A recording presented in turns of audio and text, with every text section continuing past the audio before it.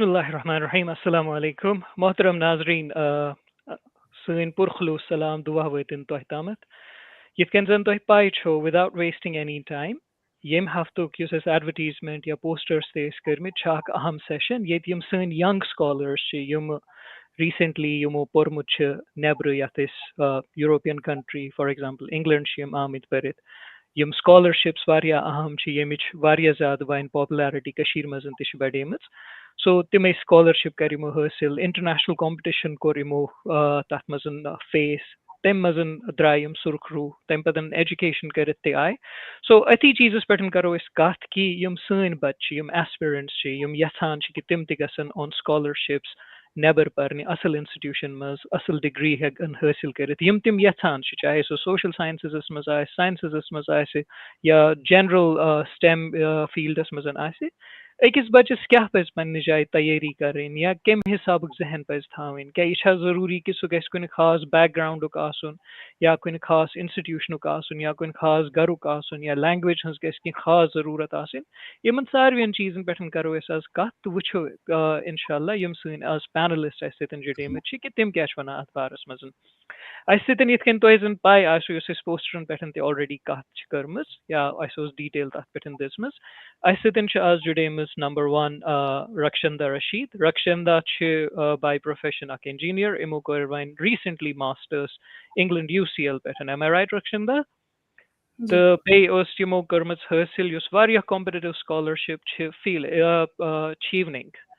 تہٕ بیٚیہِ چھِ اَسہِ سۭتۍ عُبید آیہِ ریٖسنٹلی پَنٕنۍ ماسٹٲرٕس گریجویشن کٔرِتھ سویس یونیورسٹی آف لنڈن پٮ۪ٹھ تہٕ عُبید یِمو تہِ ٲس حٲصِل کٔرمٕژ اکھ واریاہ کمپِٹیٹِو سکالرشِپ یَتھ وَنان چھِ فیلِکس سکالرشِپ سو یِمنٕے چیٖزن پٮ۪ٹھ کرو کَتھ اینڈ مین وایل اگر تُہنٛدۍ کینٛہہ سوال چھِ ایز سٹوٗڈنٹس ایز ایسپیرنٹس any question کانٛہہ تہِ چیٖز feel free to drop a line to drop a comment to drop your questions تہٕ أسۍ کرو سُہ ٹیک اپ کرنٕچ کوٗشش so first things first Rakshanda and Ubaid both تۄہہِ دۄنوٕیَن خٲطرٕ if I open it up experience کیُتھ روٗد recently ٲسِو تُہۍ کینٛہہ رٮ۪تھ برونٛہہ ییٚتہِ انگلینڈس منٛز پننہِ degrees in some of the best institutions of England as well as the world so کیُتھ روٗد experience if I start with Rakshanda کیٛاہ باسیو Assalamu alaikum and thank you for having me. Experience university and Chevening scholarship and overall rood varya asal varya zyada asal yut expect osme kormut tem khod zyada asal rood studying a top ranked institutions mans tatuk academics cha asan varya different yes varya traditional academics cha asan ithol India mans ya Kashmir mans tatuk cha asan varya different so godnet adjust that karnas چھُ تھوڑا کینٛہہ time لگان because we are used to different academics but within time چھُ سُہ واریاہ اصل تہِ تۄہہِ خٲطرٕ in longer run because تتیُک یُس پڑٲے چھےٚ سۄ چھِ mostly آسان emphasis کران تُہُنٛد practical knowledge پٮ۪ٹھ rather than books cramming یہِ چیٖز چھُیی نہٕ تتہِ یا تِہُنٛد assessment یُس آسان چھُ سُہ چھُ واریاہ different آسان اَسہِ چھِ ییٚتہِ آسان assessmentس حٲل year endس منٛز exam دیُن یا mid term exam دیُن cram کَرُن and then exam دیُن but تَتیُک assessment چھُ واریاہ different یہِ ہیٚکہِ ٲسِتھ presentations یہِ ہیٚکہِ group project ٲسِتھ یا written exam ٲسِتھ یا کانٛہہ open book exam ٲسِتھ so تِم چھِ اکھ mixed assessment ہٮ۪وان یُس تُہُنٛد اکھ overall personality چھُ ڈِفاین کران بیٚیہِ واریاہ زیادٕ چھُ تۄہہِ اَمہِ سۭتۍ اکھ کانفِڈینس پانس منٛز مِلان بِکاز کمِنگ فرام کشمیٖر ییٚتہِ أسۍ واریاہ چیٖز چھِ آسان وٕچھمٕتۍ کانفلِکٹس چھِ آسان وٕچھمٕتۍ سٲنۍ سکوٗل کالیجز چھِ آسان واریاہ ٹایمس تام بنٛد سو سون پڑٲے چھِ واریاہ یہِ گژھان اِفیکٹ یِمو چیٖزو سۭتۍ اینڈ دین ٹریڈِشنل چیٖز پرٕنۍ تہٕ پرٕنۍ رِپیٖٹِو تو then you jump into a different society different university different professors بیٚیہِ تُہنٛدِس کلاسس منٛز چھُنہٕ آسان اکھ سیم بیک گراوُنڈٕکۍ شُرۍ تتہِ کینٛہہ ییٚتہِ چھِ یوٗجؤلی اگر تۄہہِ ساینس چھُ پوٚرمُت تۄہہِ چھُ ساینسٕے تٔتھۍ منٛز ماسٹٲرٕس کرُن تٔتھۍ منٛز PhD کرُن بٹ تتہِ وٕچھِو تُہۍ کلاسس منٛز چھِ آسان ڈِفرنٹ بیک گراوُنڈٕکۍ شُرۍ ڈِفرنٹ ایج گروپٕکۍ شُرۍ تہِ کینٛہہ شُرۍ چھِ آسان تِمن چھُ آسان دے آر میرِڈ دین they have work for several years پتہٕ چھِ تِم یِوان بیٚیہِ پنٕنۍ پڑٲے رِزیوٗم کرنہٕ خٲطرٕ سو اکھ ڈایوٲرس بیک گراوُنڈ چھُ تۄہہِ مِلان یہِ چھُ تُہنٛز اکھ پوٗرٕ پٔرسنیلٹی اٮ۪نہینس کران اتھ چیٖزس چھِنہٕ آسان أسۍ یوٗز ٹُو گۄڈنٮ۪تھ کِہیٖنۍ So ات چیٖزس منٛز پنُن پان سُہ کَرُن adjust. It takes couple of weeks or couple of months, but then eventually you get used to it and you love it. So you چھُ اکھ university ہُنٛد experience. And then Chevening یُس اکھ بٔڑ بار سکالرشِپ اکھ واریاہ کامپِٹیٹِو سکالرشِپ چھِ. اتھ منٛز چھِ گلوبل ایپلِکینٹس آسان ہر کُنہِ کنٹری پٮ۪ٹھ. اینڈ تِمن سۭتۍ پتہٕ وۄتھُن بِہُن. اَسہِ چھِ آسان اَتھ منٛز والنٹری اپرچُنٹیٖز چھِ اَسہِ مِلان یا واریاہ اِوینٹس چھِ آسان اَسہِ اٮ۪ٹینڈ کَرٕنۍ وِدِن یوٗ کے یس منٛز وِدِن ڈِفرنٹ یونیورسٹیٖز تہِ. سُہ چیٖز تہِ چھُ اکھ تۄہہِ منٛز اکھ کانفِڈینس اَنان. تۄہہِ چھِ واریاہ چیٖز لگان پاے تہِ دُنیاہس منٛز کیاہ چھُ گژھان یا دُنیاہس منٛز کم کم کورسز چھِ شُرۍ کیاہ کیاہ چھِ کران تِہُنٛد بیک گراونڈس تِہنٛدۍ کٔریر اپرچُنٹیٖز ایمبِشنز گولٕز. سو یہِ سورُے چیٖز چھُ اکھ تِہُنٛد وِجن واریاہ براڈ ماینڈٕڈ بناوان. بِکاز ییٚتہِ ییٚلہِ أسۍ چھِ آسان أکِس پننِسٕے تتھ سیف زونس منٛز ہمارا وِجن چھُ آسان واریاہ سُہ مَیوپِک بنیومُت. We are not used to break that ceiling.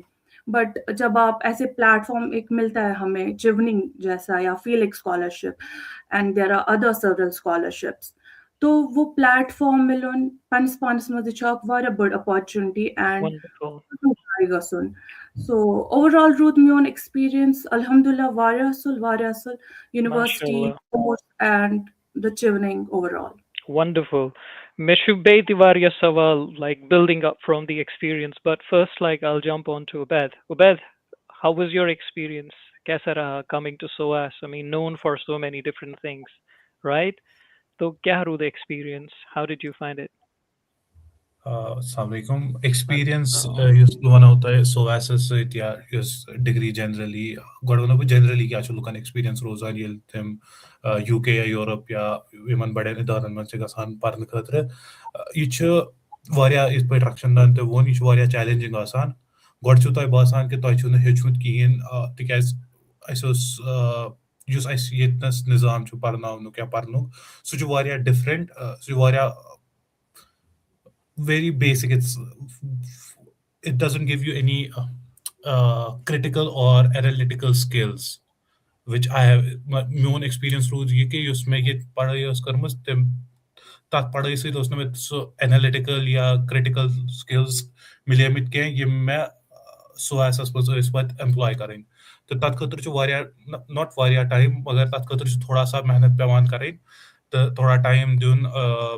پَرنہٕ سۭتۍ یا trying to figure out how to write, how to read, and all of those stuff. They generally in SOAS, agar toy chu SOAS ya critical institutions manz gasnuk te ye chu tuhund world view variya challenge karan. Me was which was lawyer, me chu law pormut, me was a particular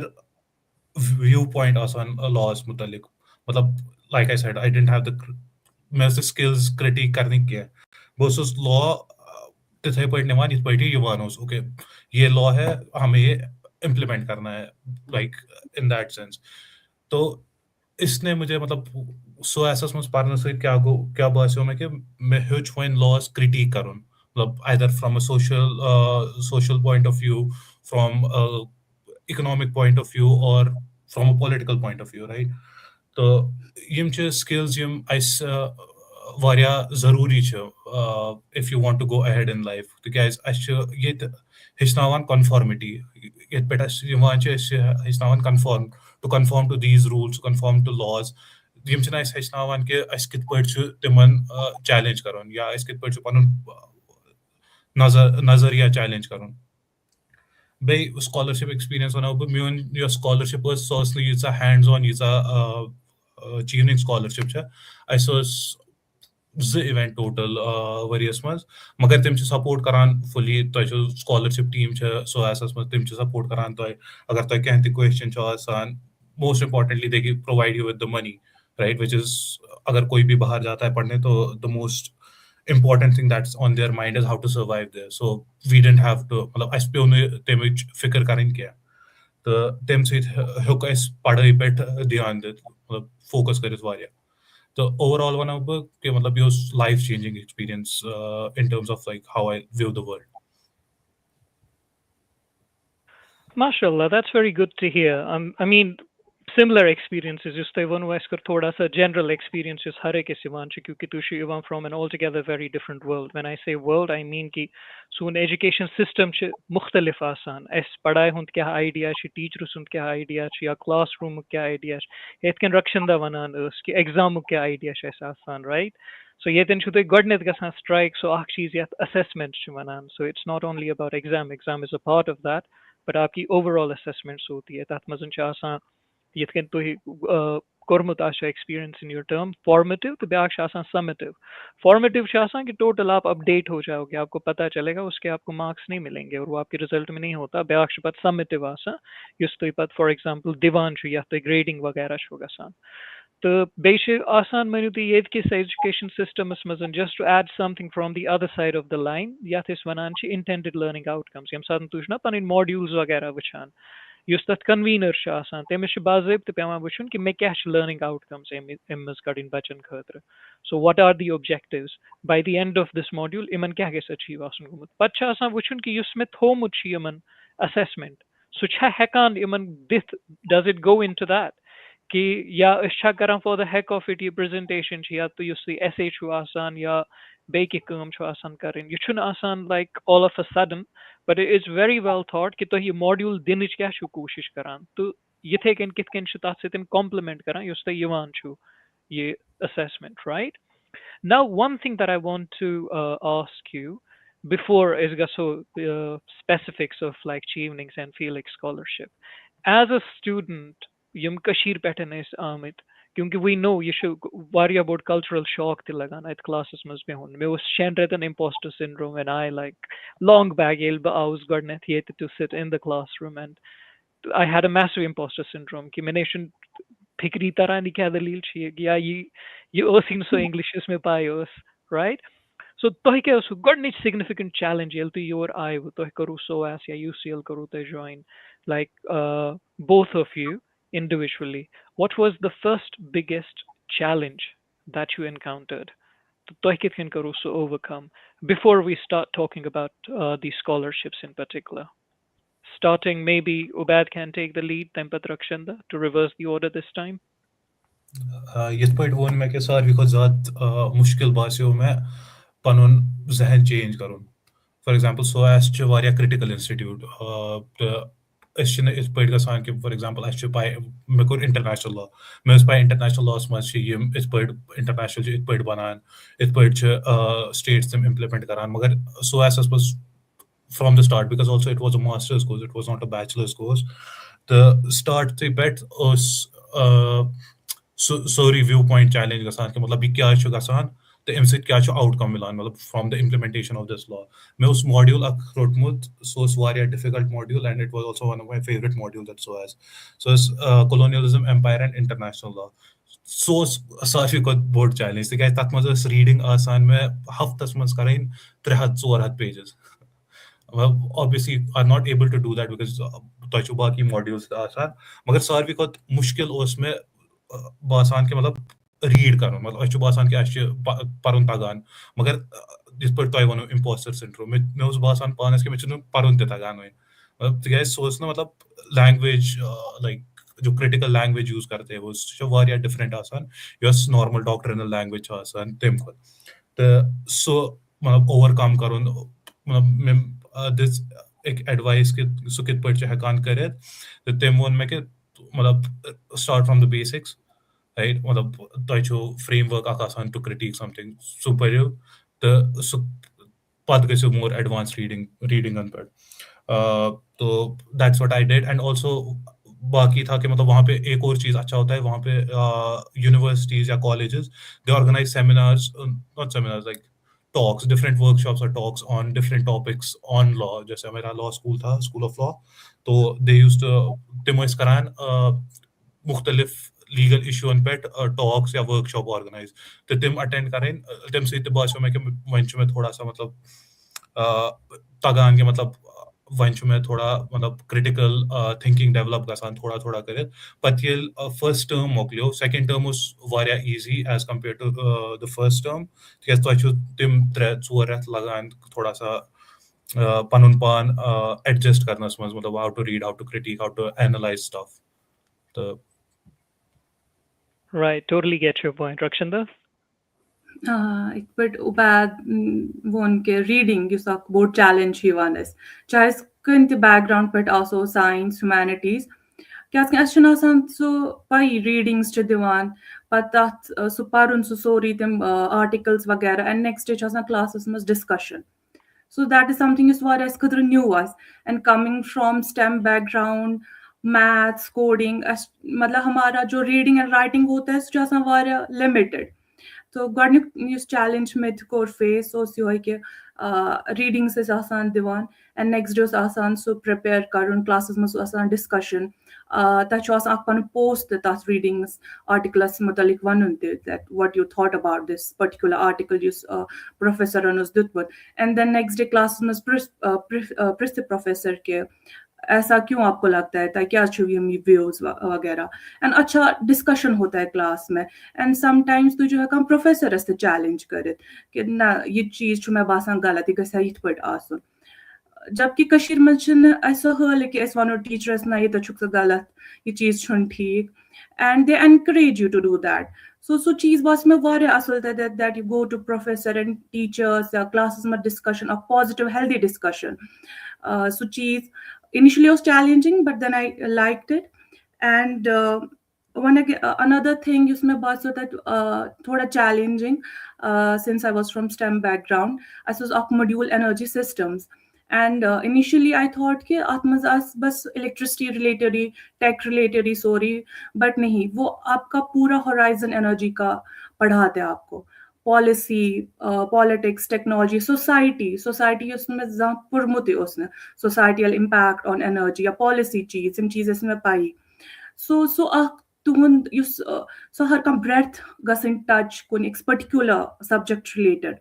so that's something that I really liked initially was challenging like policy impacts paring tim cheez janen usme pai us but then so knowledge grasp kareng yes, that is something. Initial चलो challenges माशाल्लाह. you want. Yes, यम शिवान initial challenges बे युस तो वनु ना जो उबैद भी कह रहा था आपने भी बोला it's सारे खुद बोर्ड यूस इशू का सांशी की सुची की ठीक है we are used to a particular way of reading understanding and writing but यल्तु यूर शिवान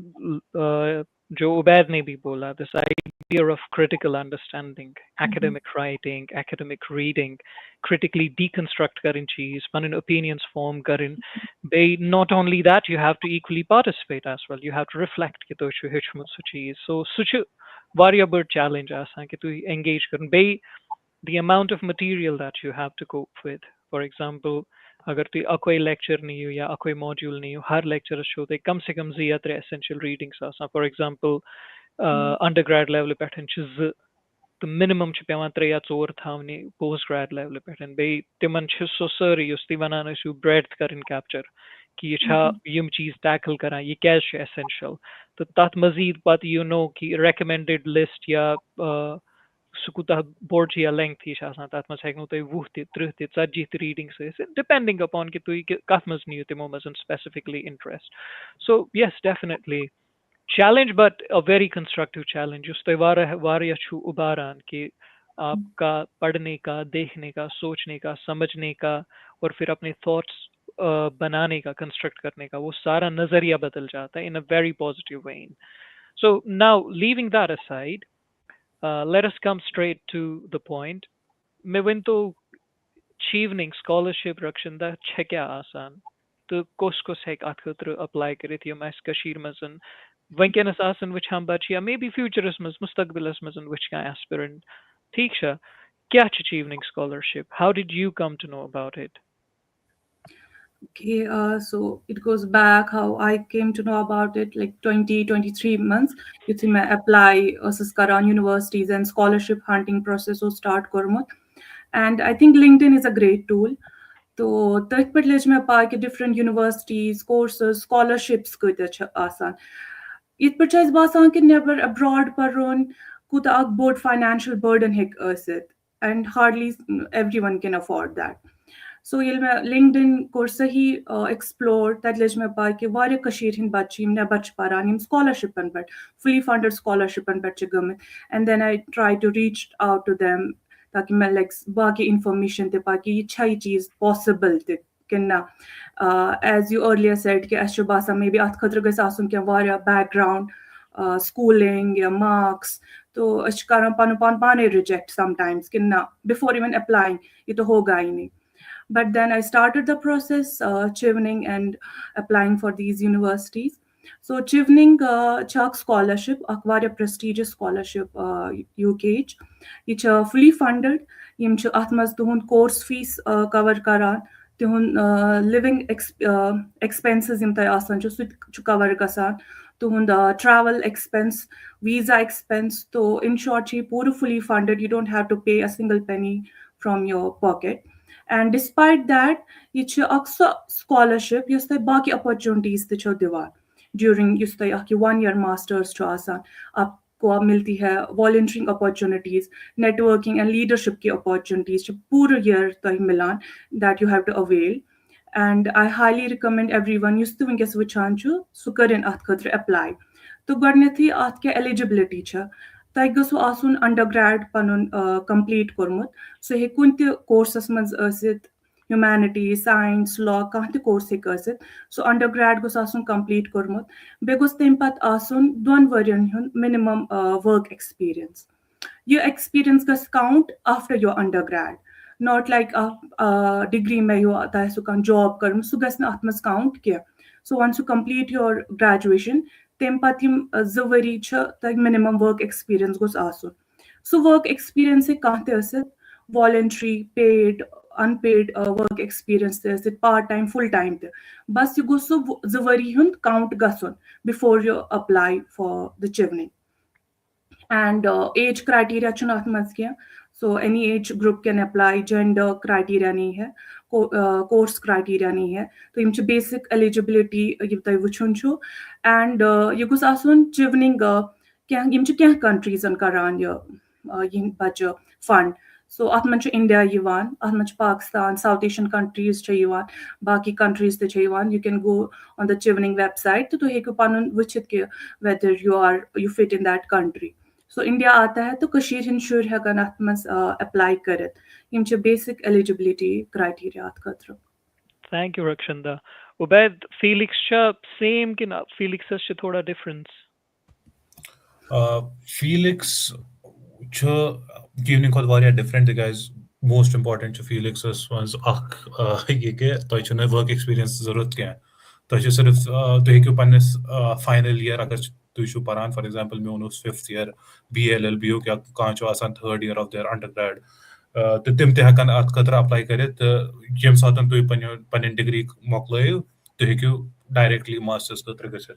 वहीं क्या चो अत खतर eligibility criteria क्या चो obviously तो चो undergrad गसे होता है आसन. For example undergrad गसे होता है मोकलोन आसोमत जिस टाइम पे आपका कोर्स स्टार्ट होगा. फॉर एग्जांपल अगस्त या सितंबर में कोर्स स्टार्ट होता है तो बाय अगस्त आपका अंडरग्रेड खत्म हो गया होना चाहिए था. You should have a degree of your undergrad उसमें. Second is the only thing that disqualifies you is तो आई गेस ऑलरेडी मास्टर्स आसन का अगर तो अख मास्टर्स छु कोरमुत इंडिया में तो हेक्यो ब्याक मास्टर्स खतर फीलिक्स स्कॉलरशिप खतर अप्लाई करित क्या. बाकी स्कॉलरशिप फॉर एग्जांपल चीवनिंग छ दिवान स अपॉर्चुनिटी कि अगर तो गॉडनिक मास्टर्स छु ऑलरेडी कोरमुत तो हेक्यो चीवनिंग खतर अप्लाई करित. फीलिक्स ने स अपॉर्चुनिटी दिवान क्या बे छ फीलिक्स पीएचडी ते करान मतलब ये छ त्रेन इंस्टीट्यूटन ऑफ द यूके. अख छ सोएस यत मज मे उस पोरमुत बे छ रीडिंग यूनिवर्सिटी ऑफ रीडिंग त्रेम छ यूनिवर्सिटी ऑफ ऑक्सफोर्ड. तरनवनी छ डिफरेंट प्रोसेस ऑफ एप्लीकेशन. मैं उस सोएस द रीडिंग उसमें अप्लाई करमुत ते तमिक छ मैं एक्सपीरियंस मगर ऑक्सफोर्ड छ वारिया सिंपल तो छ एप्लीकेशन बिल्कुल करें तिम छ पाने तो नॉमिनेट करना. अगर तु ऑलरेडी एलिजिबल छु तिमन छ एप्लीकेशन तुहन वचान तो तिमन छ बासान कि तु छ ऑलरेडी एलिजिबल तिम छ तुहन नाव रेकमेंड करान for the scholarship. So as the reading खतर तो छ स्पेसिफिकली आसान अप्लाई करन. The application process वुनकनस गसी चालू जो most probably main deadline is 19 January तो पतमे वरी is deadline 30 January तो ये युत January मज आसान अमिच deadline तो अगर बे कहाँ ये वचान तो सु वन यछान करुन अप्लाई तिम हेकन वन ति करित अप्लाई तिकाज मे छु पनुन याद कि मे ते ओस वारिया लेट कोरमुत स्टार्ट डिसेंबर 2023 यस मस अप्लाई करन स्टार्ट अगर कहाँ वुचान छु तिम छि यछान ये स्कॉलरशिप अवेल करन तिम हेकन वन ति करित तत खतर छु अक बेसिक रूल कि सो एसस खतर गसो तय सिर्फ एप्लीकेशन सबमिट करमज तो पत्त हेकु तुई फॉर्म भरित मगर यूनिवर्सिटी ऑफ रेडिंग खतर तय गसो ऑलरेडी ऑफर लेटर आमुत यूनिवर्सिटी ऑफ रेडिंग पे अद हेकु तुई या स्कॉलरशिप अप्लाई करित तो बाकी I don't think it's any different from any मिचुन बासान यह वारिया डिफरेंट फ्रॉम अदर स्कॉलरशिप्स हाँ मगर अच्छो पत इंटरव्यू ते आसान युथ मे ते एक्सपीरियंस ओस तो बाकियन सहित कत करित युस मे बास्यो ये छु one of the most difficult interview for getting a scholarship तिकाज अत मे यह छु टेक्निकल इंटरव्यू आसान यह छु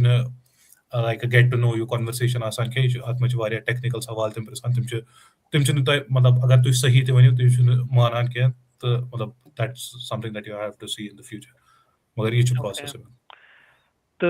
Before I come on to the other part of it, there is a question by Ifshan Diwan. Is the Felix for also for PhD? Ubaid, you कर clear ये जो है ना Felix for the PhD and masters कि किस है transition कैसे छाते possible किन PhD इस खतर से separate. PhD यह छु PhD खतर अवेलेबल तय अगर छु मास्टर्स कोरमुत in India in your home country यह सिर्फ इंडियन स्टूडेंट्स खतर स्टूडेंटन खतर बे छु वन फॉरेन स्टूडेंट मगर तत सच मतलब लेन देन क्या तो तय छु मास्टर्स कोरमुत इन इंडिया तो तुई छु यछान PhD करन in these three institutes Oxford Reading और सोएस तो तुई हेकु अत खतर अप्लाई करित मगर अगर तय छु मास्टर्स कोरमुत फ्रॉम अब्रॉड तो हेकु न फीलिक्स खतर अप्लाई करित दो बार मतलब क्या सो छु डिस्क्वालिफाई कराने तो इट्स लाइक प्रोसेस छु एमुक सेम आसान तो छु ऑफ वन ऑफ सोएस छु वारिया सिंपल पत वनो रीडिंग कित पट हेक हालांकि मे छु रीडिंग PhD एक्सपीरियंस क्या सोएस छु मे पाए तिकाज मन छु फॉर्म तो प्रोसीजर थोड़ा सेम आसान तो तय छु PhD एप्लीकेशन छु मतलब सोएस छु पोर्टल आसान तत मे छु तुई PhD प्रोग्राम खतर नॉट फॉर स्कॉलरशिप प्रोग्राम खतर अप्लाई करान तो तम पत हेकु तुई सोदुई फीलिक्स फॉर्म भरित तत मे छु डिफरेंट डिफरेंट सवाल आसान तय छु तुमन जवाब दुन आसान the only thing that is different for PhD is तोयछु पेवन Panun research proposal in layperson's term थोड़ा तक मस define करोन तो उसके basis पे आप you get shortlisted for interview in the future the overall like generally most of the people who are applying from Kashmir for Felix are eligible because they have their masters from Kashmir for PhD they have their masters from Kashmir so they are eligible for applying for PhD. Good. तो रक्षण the use chevening छु आसान एमिक date तशा like Ubaid use Felix उक date around January किन chevening छु आसान M bro chevening छु पूरा year गसान अथ मस involved so mean time yel me us apply kormut it was applications छु आसान open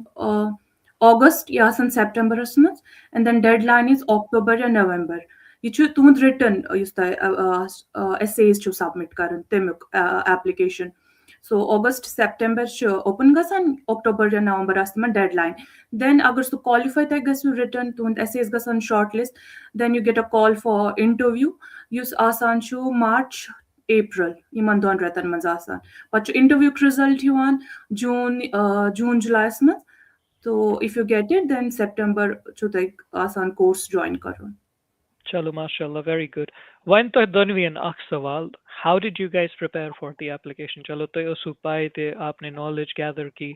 अत खतर in terms of documents in terms of other things कुम चीज अहम आसान और कुता टाइम छु लगा prepare करनस तो क्या आसो पन्ने strategies अगर सोन कम बच छु युस येथे कि सुतिकर either Felix or Chevening या बेते बाकी scholarships छु आसान तिमन खतर तैयारी कम requirement छा आसान language हंस requirement छा marks गसना कुन particular percentage हिंद आसिन बेकी SOP छा वगैरह छा how about all of those things okay अगर तो chevening छु आसान apply करन या कहाँ ते fully funded scholarship so हर एक गणने छु तय वचुन im scholarship in deadlines ये कार्च गस open im deadline क्या छ documents upload करने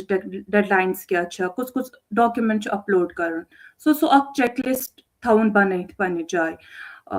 And then تَمہِ پَتہٕ چھُ یونیورسٹی پروسیس سٹارٹ گژھان. تُہۍ کَتھ یونیورسٹی چھِو چاہان ایپلاے کَرُن, کُس کورس چھُ تَتھ یونیورسٹی منٛز پَرُن, تُہۍ چھِو تَتھ ایلِجِبٕل تہِ کِنہٕ نہ. سُہ چیٖز کَرُن نوٹ ڈاوُن, تَتہِ کیٛاہ کیٛاہ ڈاکومٮ۪نٹٕس چھِ کَرٕنۍ سُہ کَرُن تھاوُن نوٹ ڈاوُن کٔرِتھ. سو موسٹلی کیٛاہ چھُ, بہٕ کَرٕ چِونِنٛگ ہِنٛز کَتھ. اَتھ منٛز گۄڈٕنٮ۪تھٕے گوٚژھوٕ تۄہہِ آسُن CV, بیٚیہِ گٔژھ آسُن ریفرَنسٕز. 2 ریفرَنسٕز چھِ آسان اَپلوڈ اَسہِ کَرٕنۍ, 2 ریفرَنسٕز چھِ تۄہہِ ضوٚرَتھ. It can be both academic, both professional, اور اکھ اکیڈمِک اکھ professional. So choice is on your. So the references, CV, and then your educational documents. Yath manz tuhun transcript hi, tuhun degree certificate hi. بیٚیہِ تہِ اگر کانٛہہ masters تہِ for example تۄہہِ کوٚرمُت آسہِ تُہۍ ہیٚکِو سُہ تہِ اَپلوڈ کٔرِتھ, بِکاز چِونِنٛگ منٛز چھُنہٕ یہِ ریسٹرٛکشَن کہِ you can go for a second masters if you want. بَس اَتھ چھُ یِہوے ایلِجِبِلٹی بیسِک کرٛایٹیٖریا کہِ اَنڈَر گرٛیڈ گوٚژھ آسُن کَمپلیٖٹ کوٚرمُت, بیٚیہِ 2 ؤری ؤرٕک ایٚکٕسپیٖرینٕس گوٚژھ یُن. سُہ ؤرٕک ایٚکٕسپیٖرینٕس, سُہ سٔرٹِفِکیٹ تہِ اَپلوڈ کَرُن 2 ؤرۍیَن ہُنٛد. وہ بی تہٕ یِم چھِ بیسِک چِونِنٛگ ہِنٛدۍ ڈاکیومٮ۪نٛٹٕس رِکوایَرڈ یِم چھِ آسان. پَتہٕ اگر تۄہہِ یونیورسٹیٖز چھُو وٕچھُن, ایپلاے کَرُن, تَتہِ تہِ چھُ آسان بیسِک CV, آپ کا ٹرانسکرپٹ اینڈ SOP چھُ آسان یونیورسٹیٖزَن منٛز ضوٚرَتھ. چِونِنٛگ منٛز چھُنہٕ آسان SOP ضوٚرَتھ کینٛہہ. SOP مطلب گوٚو سٹیٹمٮ۪نٛٹ آف پٔرپَز یا ماٹِویشَن لیٹر تہِ یَتھ وَنان چھِ, کہِ تُہۍ کیٛازِ چھِو چاہان یہِ کورس کَرُن, یہِ پٔٹِکیوٗلَر کورس, یہِ پٔٹِکیوٗلَر یونیورسٹی کیٛازِ چھُ تُہۍ چاہان کَرُن. And there is a word limit. ہر کُنہِ کورس یا یونیورسٹی چھُ آسان اکھ وٲڈ لِمِٹ یا اکھ پیٹٲرن تہِ, تِم کیٛاہ چھِ چاہان SOP یَس منٛز. گو تھرٛوٗ دیٹ, سُہ SOP تھاوُن ریڈی, پَنٕنۍ پرٛیٖویس ٹرانسکرپٹس, ایجوکیشنل سرٹِفکیٹس سُہ تھاوُن ready, and all these documents you have to upload. So deadlines گژھن نہٕ زٕہٕنۍ مٔشِتھ گژھٕنۍ, because if you miss it, یہِ چھُ گژھان پوٗرٕ سُہ رٮ۪تھ یا ؤری یوٗتاہ تہِ تۄہہِ اَتھ پٮ۪ٹھ آسیو دیُتمُت سُہ ضایہِ گژھان. And then there is education, language. کانٛہہ چِونِنٛگ منٛز چھُنہٕ لینٛگویج سرٹِفکیٹ تۄہہِ اَپلوڈ کَرُن کینٛہہ, یَتھ أسۍ آیلٕس چھِ وَنان یا ٹوفٕل چھِ وَنان. چِونِنٛگ ڈزنٹ رِکویر دیٹ, بٹ یُس تۄہہِ یونیورسٹی آسوٕ, یُس تۄہہِ کورس آسوٕ, تَتھ خٲطرٕ آسوٕ تۄہہِ سُہ اَپلوڈ کَرُن ضروٗری. سو کُنہِ یونیورسٹی, کانٛہہ یونیورسٹی چھِ ویو آف کَران, کانٛہہ چھَنہٕ کَران. سو میل دٮ۪م کہِ اگر تۄہہِ ویو آف مِلوٕ, ہمیشہِ گوٚژھ گۄڈٕنٮ۪تھٕے میل اَپروچ کَرُن یِمن یونیورسٹیٖزن, بِکاز دے آر ویری ہیلٕپفُل. کہِ اگر تُہۍ چاہان چھِو ویو آف ایپلِکیشن فیٖسَس منٛز یا آیلٕس ایٚگزامَس منٛز تَمہِ سرٹِفکیٹ منٛز ویو آف چاہان, so write a detailed email to them. تو اگر تِمن آسہِ کَنڈِشن تہٕ تِم کَرن ویو آف. اِن کیس آسٮ۪کھ نہٕ, get your IELTS exam done and upload IELTS certificate for the university, not for the Chevening. So یہِ چھُ basic documents. Anything to add, Ubaid? Basic documents یۄس تۄہہِ یونیورسٹی ایپلِکیشن خٲطرٕ چھِ ضروٗری, تِم چھِ یِم رَکھشن دان وٲنۍ, CV, which is one of the most important documents. تَمہِ پَتہٕ چھِ SOP آسان, statement of purpose, تہٕ references. یِم 3 چھِ ضروٗری. مگر SOAS منٛز اوس اکھ چیٖز یُس اوس واریاہ سرپرایزِنگ. SOAS منٛز چھِنہٕ references پیوان دِنۍ کینٛہہ. تَتھ منٛز چھُ آپشنل کہِ تُہۍ ہیٚکِو دِتھ, مگر تِم چھِنہٕ نیسیسری کینٛہہ for admission in to SOAS. مگر مےٚ ٲس دِژمٕژ, مےٚ اوس پروفیسرس آلریڈی کانٹیکٹ کوٚرمُت, تِکیازِ مےٚ اوس باقٕے یونیورسٹین خٲطرٕ تہِ ایپلاے کَرُن, تہٕ مےٚ اوس کوٚرمُت پَنٕنۍ اکھ ریفرنس کانٹیکٹ اِنفارمیشن دِژمٕژ. فار فیلِکسس خٲطرٕ چھُنہٕ ایڈِشنل ڈاکیومینٹ کانٛہہ آسان یُس تۄہہِ چھُو پیوان اَپلوڈ کَرُن یا کینٛہہ. یِم چھِ وَنان یہِ چھِ نیٖڈ بیس سکالرشِپ, تہٕ تۄہہِ چھُو ذہنس منٛز یِوان کہِ تۄہہِ ما پیٚیو پَنٕنۍ فاینانشَل ڈاکیومینٹس وغیرہ کَرٕنۍ submit to prove that you are in need of the money to study abroad, اور that you can not support yourself when you are abroad to study. مگر تِم چھِنہٕ یہِ منٛگان کینٛہہ. بس لینٛگویج کورس, یِہے چھُ اکھ واریاہ تھوڑا سا پیچیٖدہ مسلہٕ. پیچیٖدہ کیٛاہ, اَتھ منٛز چھُ تھوڑا مطلب فیٖس واریاہ لگان. بٹ آیلزٕکۍ فیٖس آسہِ لگ بگ 20,000 تامَتھ آسی. ییٚلہِ مےٚ اوس دیُتمُت تَمہِ وِزِ 17,000 INR. رایٹ, تہٕ تُہۍ ہیٚکِو کانٹیکٹ کٔرِتھ پنٕنٮ۪ن یونیورسٹین کہِ تِم ہٮ۪کہٕ نہٕ تۄہہِ ویو آف کٔرِتھ. فار ایگزامپل مےٚ تہِ اوس یونیورسٹی یس ریٖچ آوُٹ کوٚرمُت, ای میل لیوکھمُت, سۄ ٲس یونیورسٹی آف گلاسگو. مےٚ اوس تَتہِ تہِ ایپلاے کَرُن, مگر تِمو دیُت نہٕ مےٚ ویو آف کینٛہہ, تہٕ اَوے پیوٚو مےٚ دیُن آیلٕس. پَتہٕ ہیوٚک مےٚ SOAS منٛز تہِ سُے اَپلوڈ کٔرِتھ. تۄہہِ چھُو اَکوے ایٚگزام آسان دیُن, تہٕ یہِ چھُ ویلِڈ آسان 2 ؤرین خٲطرٕ. یۄس تۄہہِ آیل سٔٹِفِکیٹ چھِ مِلان تہٕ بس باقٕے چھُنہٕ تیوٗتاہ مُشکِل کینٛہہ تۄہہِ چھُو بس بِہُن یِم ڈاکیومٮ۪نٹ چھِ آلریڈی لِسٹٕڈ آسان اگر تۄہہِ کانٛہہ تہِ پروگرام چھُ اٮ۪پلاے کَرُن تُہۍ گٔژھِو تُہٕنٛدِ ویب پیجَس پٮ۪ٹھ تَتھ منٛز چھِ یِم سٲری ڈاکیومٮ۪نٹٕس آسان لیکھِتھ کہِ تۄہہِ کیٛاہ کیٛاہ چھُو تۄہہِ چھُ بس بِہُن بیٚیہِ تِم ڈاکیومٮ۪نٹٕس بیٚیہِ obviously your degree certificates right undergrad کی degree certificates marks card that those are given تۄہہِ چھُو یِم جمع کَرٕنۍ S O P is the only thing that you actually have to work on تَتھ خٲطرٕ چھُو تۄہہِ پیٚوان بِہُن لیکھُن تۄہہِ چھُو دٮ۪ماغ مطلب سونٛچُن پیٚوان کہِ تۄہہِ کیٛاہ چھُو لیکھُن تاکہِ because it's very competitive and they Very also have good. Limited spaces available right اور آلسو سی وی کشمیر میں نے دیکھا ہے انفارچونیٹلی میرے ساتھ بھی وہی ہوا تھا کہ مطلب we don't have strong CVs even if we have experience we don't make strong CVs like we don't know so مجھے بھی بیٹھنا پڑا اس میں مجھے ہیلپ لینی پڑی لوگوں سے کہ how to make a better C V تو it was like it was I won't say it was difficult but it was like something that you have to work on مطلب تۄہہِ چھُو یہِ کَرُن مطلب there is no other option Very تۄہہِ good. چھُو ہیٚچھُن یِہوے اوس یِم زٕ پویِنٹ ٲسۍ مےٚ یَتھ پٮ۪ٹھ بہٕ تھوڑا سا اوسُس یَژھان کہِ تُہۍ کٔرِو ایٚکسپینڈ کیونکہِ اگر أسۍ وۄنۍ وٕچھو یُس تہِ سون چھُ لۄکُٹ بوے یا بیٚنہِ who wants to cum hair for further education further studies یِم چیٖز چھِ ضروٗرت یِم تُہۍ انڈرلاین کٔرِو رکشن دین عبید کہ گۄڈنِچی کَتھ ڈِٹرمِنیشن دوٚیِم چیٖز آپ میں وہ ایلِجبلٹی جو بیسِک کرٛایٹیٖریاز چھِ اِن ٹٔرمٕز آف ایجوکیشن یا وغیرہ کانٛہہ ضروٗری چھُنہٕ کہِ تُہۍ گٔژھِو آسٕنۍ کُنہِ پٔٹِکیوٗلر سکوٗل پٮ۪ٹھ پٔرمٕتۍ یا کانٛہہ پٔٹِکیوٗلر لینٛگویج وَنان یا بیٚیہِ کینٛہہ ایز لانٛگ ایز تۄہہِ منٛز چھِ سُہ قٲبلیت یا ایز لانٛگ ایز تۄہہِ چھُو باسان کہِ تۄہہِ چھُ شوق پَرُن تُہۍ ہیٚکِو پٔرِتھ آرام سے ہو سکتا ہے البتہ کینٛہہ چھِ رِکویرمٮ۪نٛٹٕس یُس مےٚ باسان چھُ اوور دَ یِیٲرٕس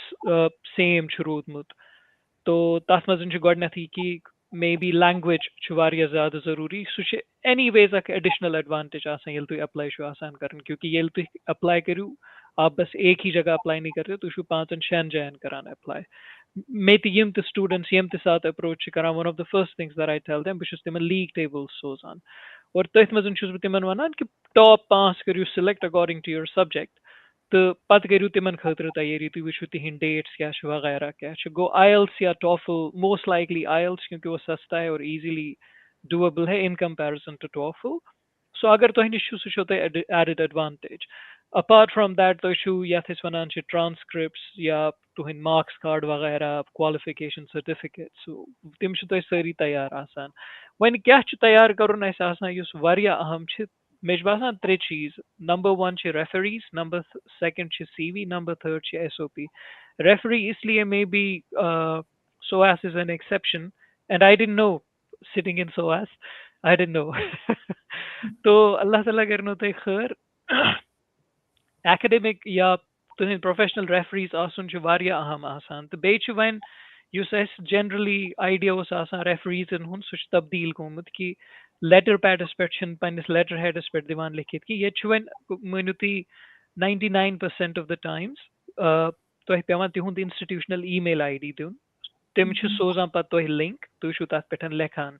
سو سۄ چھِ آسان اکھ چیٖز so for the students as well as یِم یہِ چھِ تِم لُکھ یِمن اپروچ کران students especially academics researchers professional heads for references تۄہہِ گژھیو اِنسٹِٹیوشنل ای میل آی ڈی آسُن جی میل یاہوٗ وغیرہ یِم چھِنہٕ چلان کِہیٖنۍ یُس تۄہہِ پنُن اِدارُک ای میل آسیو for example ubaid@soas.ac.uk like that یا rakshanda@kashmir university.blah سُہ ٹایپُک ای میل گژھِ آسُن سُہ ییٚمہِ ساتہٕ بَچہِ چھُ تراوان کہِ مےٚ ہسا چھِ 2 ایکڈمِک ریفریٖز ییٚمہِ ساتہٕ سُہ بنہِ سُہ چھُ یِہُنٛد ناو تراوان یِہٕنٛز ڈیٖٹیلٕز تراوان تہٕ بیٚیہِ یِہُنٛد ای میل آی ڈی تراوان بیٚیہِ فون کانٹیکٹ نمبر سُہ چھُنہٕ آسان مینڈیٹری کینٛہہ تَمہِ پَتہٕ for example what I see is کہِ تۄہہِ چھُو یِوان ای میل تو تِم چھِ پَتہٕ پِرٛژھان کہِ تُہۍ کِتھ کٔنۍ زٲنِوُن یہِ کَتھ کیپیسٹی منٛز زٲنِوُن کَمہِ ؤری پٮ۪ٹھ کوٚتامَتھ زٲنِوُن تۄہہِ کیٛاہ وٕچھِو خاص أمِس منٛز تُہۍ کٔرِو نہ یہِ ریکَمینڈ ٹُو د کورس یِمے سوال چھِ آسان یَتھ آنسر دِنَس 5 یا 10 مِنٹ چھِ لگان زیادٕ کھۄتہٕ زیادٕ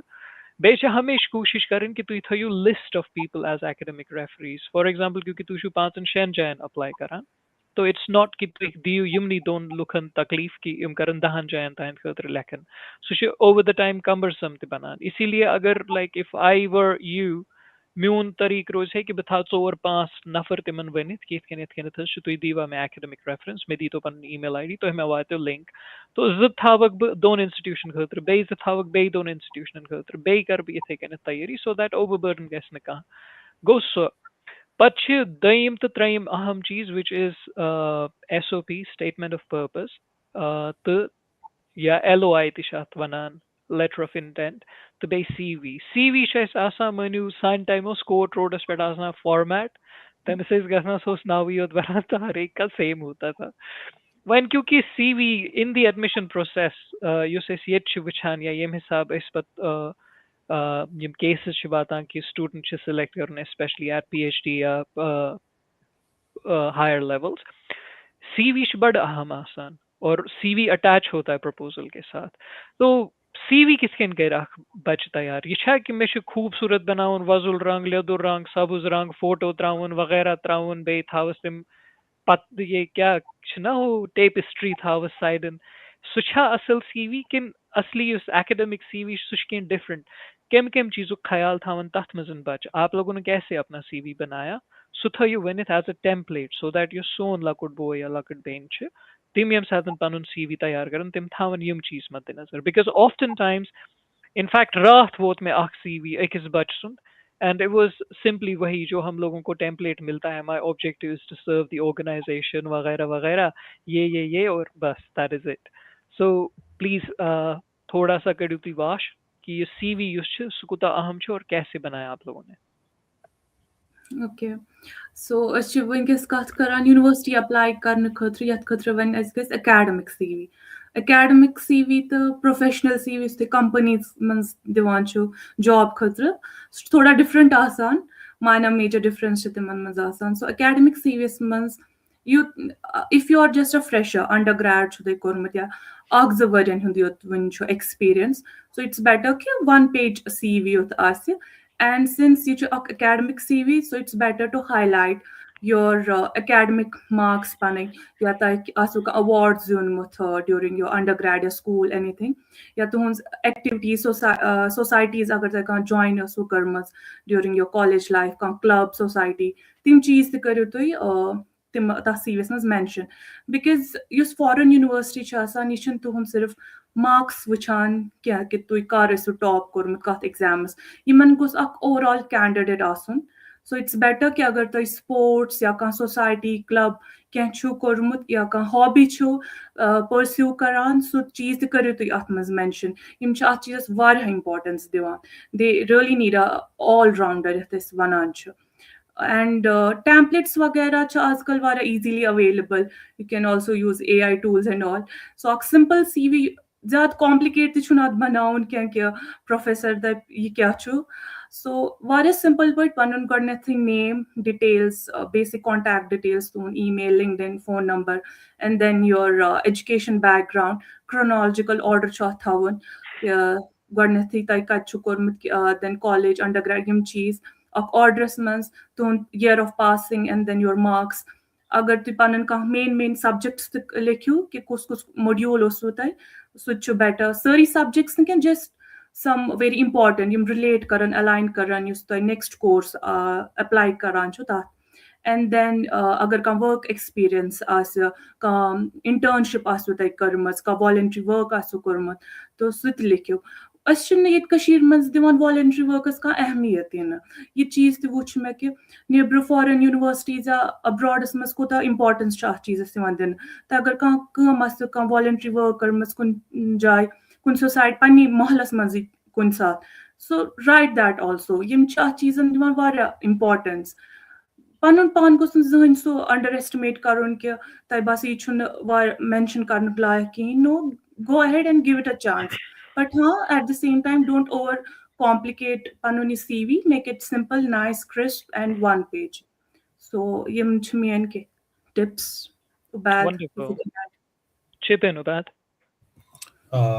پرٛوڈکشن دَپُن لگ بگ سورُے یُس سی وی یَس منٛز گژھِ اِنکلوٗڈ آسُن بہٕ ہٮ۪کہٕ ایڈِشنلی یُتُے ؤنِتھ کہِ تۄہہِ چھُو پَنُن پان پِچ کَرُن لُکن سی وی تِمن پَنُن سی وی ہٲوِتھ تہٕ تُہۍ ہیٚکِو پَنُن فار ایگزامپٕل یِتھ پٲٹھۍ رَکشن دان ووٚن کہِ والنٹیر ایٚکٕسپیٖرینس چھِ صرف ایٚگزامپٕل اکھ volunteer experience, right? तो ऐसे थोड़ा मतलब bolster करो, मतलब तो ऐसे नु तूता मतलब क्या is das वनान, तो ऐसे नु पानस बासान के तो ऐसे तूता मतलब हासिल कोरमुत तात volunteer workers मस किया, मगर तो ऐसे थोड़ा सा पन पन boost आसान करूँगी, मतलब boost ऐसे नहीं कि तो ऐसे oppose वनान, तो ऐसे थोड़ा मतलब for example तो ऐसे ट्रेन लुकन सहित काम करमस एक इस प्रोजेक्टस पे, ठीक है? तो ऐसे लेकिन मतलब फ्रेम करूँ सो इस पॉइंट कि I worked on an intricate matter that dealt with social or something project with three other person in which this was the result, right? Something like you have to like make it sound more powerful to the person that is hearing it, right? तो ये थोड़ा सा मतलब इस point थोड़ा सा थकुन, मगर अपुचनो मानो तत्मस क्या इसने मतलब कि तो ऐसे अपुचनो थोड़ा सा ये तो एक चुप करमुत आसान तो ये थोड़ा बड़ा चढ़ा के बोलना, ठीक है? बस उतना ही, मतलब that's like one tip that I will give, and also other thing is like हर कोई ये बोलता है, मतलब हमारे पास उतना एक्सपीरियंस होता नहीं है खैर, लेकिन हर कोई बोलता है कि you need to have one master CV which is going to have all your experience listed on it, and then for example आपके पास 3-4 internship experiences है, 5-6 volunteer experiences है, 10-15 आपने competitions में part लिया है, वो एक आपके पास master document होना चाहिए। तो फिर उसके बाद आप उस master document से लेके दूसरे document में जो आपका CV होगा which you are going to submit to a particular institute, उसमें copy paste करोगे based on what the requirement for that is. For example हमारे ह्यूमैनिटीज का फॉर एग्जांपल, ये किसी ने इकोनॉमिक्स में अपना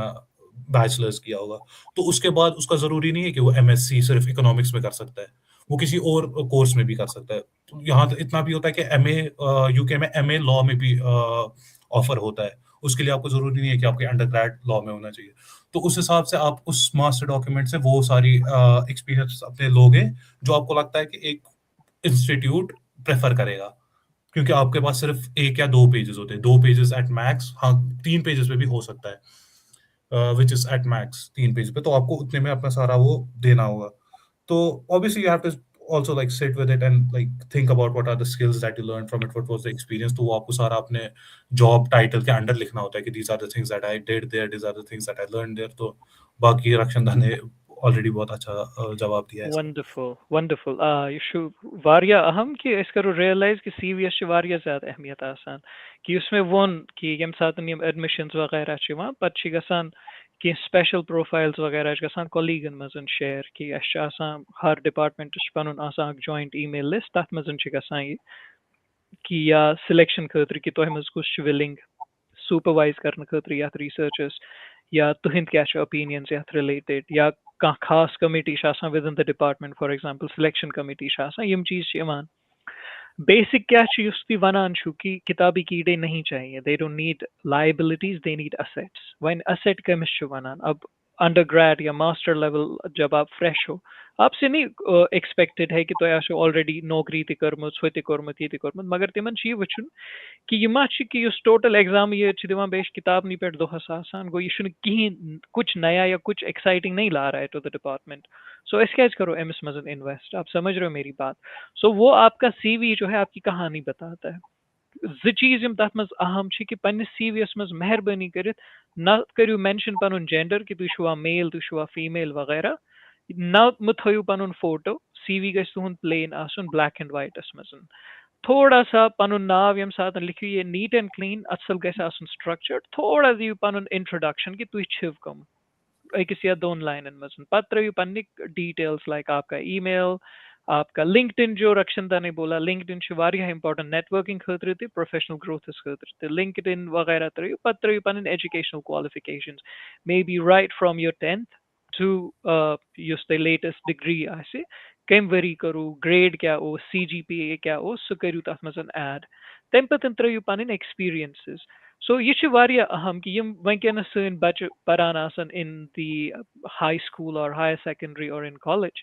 ये छ तोह खतर वारिया अहम कि पनुन पान थयु एक्टिवली इन्वॉल्व, चाहे आप न्यूज़पेपर में लिखो यथ कन रक्षनदा वना या उबैदन ये चाहे आप किसी स्पोर्ट्स ग्रुप के साथ रहो, चाहे किसी कल्चरल ग्रुप के साथ रहो, चाहे किसी एनजीओ के साथ रहो, इवन अगर आप मस्जिद के साथ काम करते हो, ये छुन जरूरी कि अख बड इदार के साथ यमन वेबसाइट वगैरह, वो नहीं है मसला। मसला ये है कि अलॉन्ग विद योर स्टडीज तुशवा जिंदगी हिंद बाकियन पहलवन ते हेका ऐड करित, तुशवा मल्टीटास्किंग हेका करित, वो देखना है। तो छुआ स्पीच दिसमत सेमिनार कॉम्पिटिशन छुआ अटेंड करमित कहाँ पोजीशन छा आमस कोई स्पोर्ट्स गेम्स खेली हैं लैंग्वेज प्रोफिशंसी क्या छो तोहे कम चीज़ों कुता एक्सपीरियंस यमे चीज़ इंसानस पन्ने जहनस मजन याद थावन और वो लिस्ट करें one by one as a list of priority. इथे कन तुहन special abilities या special knowledge क्या छ computer skills क्या छ तो AI skills क्या छ तो writing skills क्या छ तो कि special degrees या certificates या diplomas मा छ तो निशन available ये तो सुई तमे चीज असल पे करियो construct वो आपका 2-3 पेज का CV बन जाता है बे as a template है कि टाइप करित academic CV on Google and it should give you a template कित कन बनावन अलबत्ता कॉपी पेस्ट कर से उनकी अपने हिसाब से चीजें डालें ठीक है तो वन वातो इस ब्याक अहम एलिमेंट युस सीवी खुद ज्यादा अहम छ सु छ SOP statement of purpose so statement of purpose क्या छ तो तोह कित कन करो सु तैयार पनुन मे बी यू रक्षिंदा या ओके स्टेटमेंट ऑफ पर्पस छ मतलब इस पे नाव छ वनान कि मतलब तुहन पर्पस क्या छ या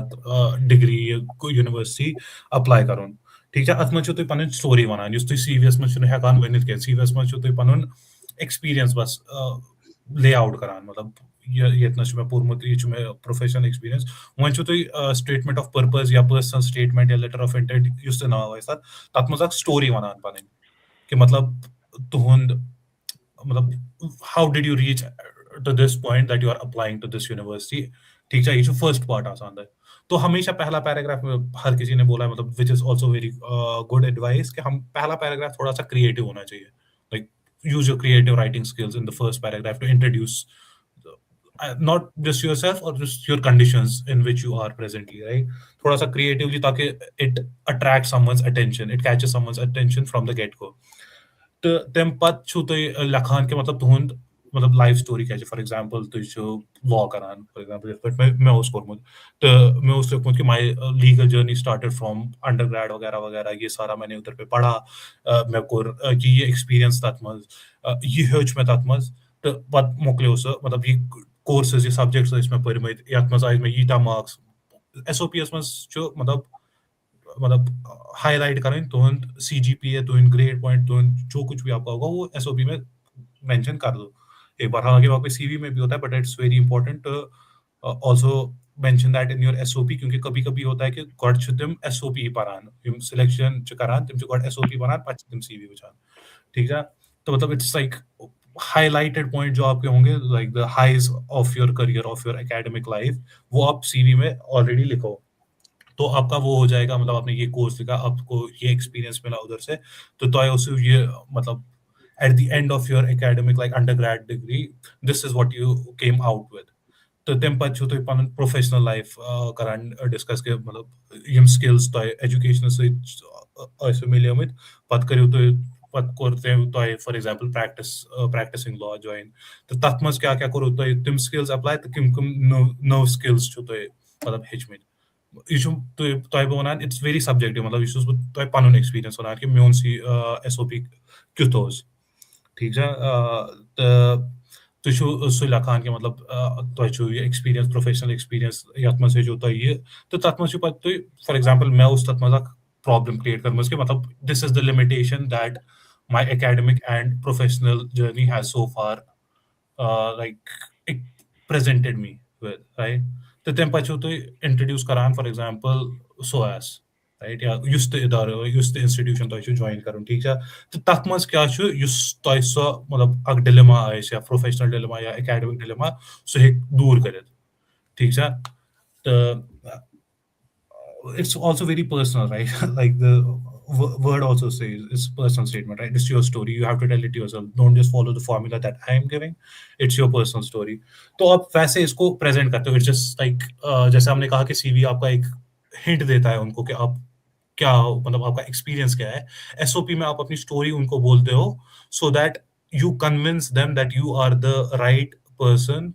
that to be enrolled in the particular course in the particular institute right तो अब इसके थ्रेशहोल्ड्स होते हैं कि किस यूनिवर्सिटी में क्या क्या क्या आपको लिखना है तो उसके लिए आपको जरूरी है कि आपको कोर्स के बारे में पूरी इंफॉर्मेशन होनी चाहिए आपको यूनिवर्सिटी के बारे में मतलब यूनिवर्सिटी की एक्सपर्टीज क्या है कोर्स में आपको क्या मिलेगा आपको वो सारा कुछ जहन में होना चाहिए ताकि आप ये सारी चीजें लिख सको क्योंकि आपको यही बोलना है कि उसमें कि वो जो कोर्स है आपका वो आपको कैसे हेल्प करेगा, जो कुछ भी आपने अपनी स्टोरी उसमें बोली तो आपको वो कैसे हेल्प करेगा। ठीक है, फिर एंड पे पैराग्राफ में आप फिर से क्रिएटिव हो सकते हो थोड़ा सा, तो उनको बोल सकते हो कि आप नहीं सॉरी, एंड के पैराग्राफ से पहले आपको ये भी लिखना है कि फ्यूचर मतलब आपका कैसा होगा। तो हमें ऐसे मतलब मुझे ऐसे एडवाइस दी गई थी कि 5 10 और 20 साल में where do you see yourself, right? Immediate future and like intermediate future and distant future, like where do you see yourself and how does this course help you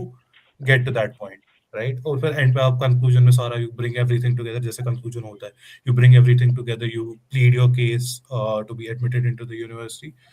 तो बस वो, और दूसरा इसमें बस इतना होता है कि आप जैसे मैंने कहा कि हर एक इदारे का अलग अलग ये होता है कि थ्रेश होल्ड होता है, मतलब कोई 500 वर्ड्स में आपको बोलेगा लिखने के लिए, कोई बोलेगा एक A4 साइज पेपर होना चाहिए, कोई कोई आपको 1500 वर्ड देगा, कोई आपको 1000 1200 वर्ड देगा। तो